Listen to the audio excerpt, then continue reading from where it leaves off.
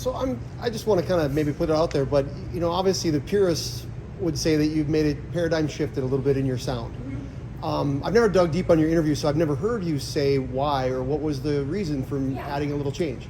Yeah, I think for me, I feel like my whole career has been sort of a zigzag in a way. It's like I have a song Crooked Tree. I feel like so many parts of my life are like a crooked thing where like just something leads me to do one thing and then I'm like zigzagging back the other way. So like over the last couple of years when I was making these bluegrass records, that just sort of came out of the blue. All of a sudden I was writing all these bluegrass songs because I got the idea in my head that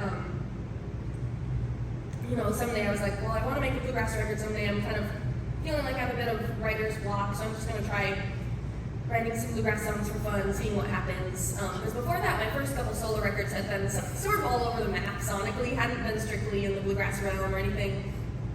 But at the same time, I was like, getting to play on Bela Fleck's bluegrass record. He was going back to his bluegrass roots and, getting to, I see like a Billy Strings patch on your shirt, getting to play with Billy. It was all kind of inspiring me to go in that direction.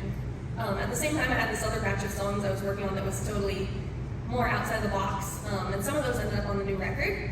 So I made the first bluegrass record, Crooked Tree, and then I put together my band Golden Highway around it, and it just became like, it sort of felt like this path that was just opening to me at the time. And so we did that, and then I was like, well, we should make another record, because the first record didn't have the band on it. Get into the studio, make another record. So I told all of them, like, let's do this for a year and see what happens, like, it'll be fun.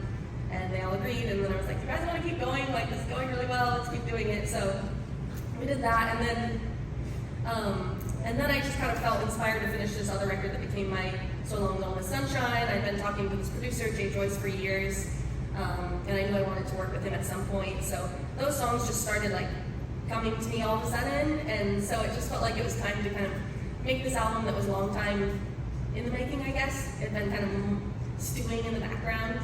And then it kind of worked out well with the band too, like Bronwyn suddenly had this solo project that was taking off. She wanted to do that, and Shelby had a solo record.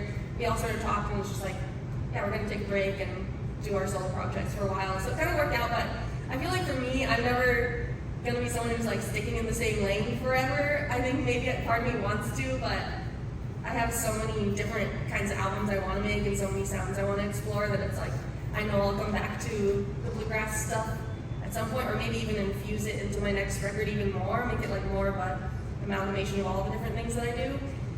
That to me could be really interesting, like making a record that's like half bluegrass and half other stuff. So I don't know, but yeah, it's just kind of what I feel called to do in the moment, I guess.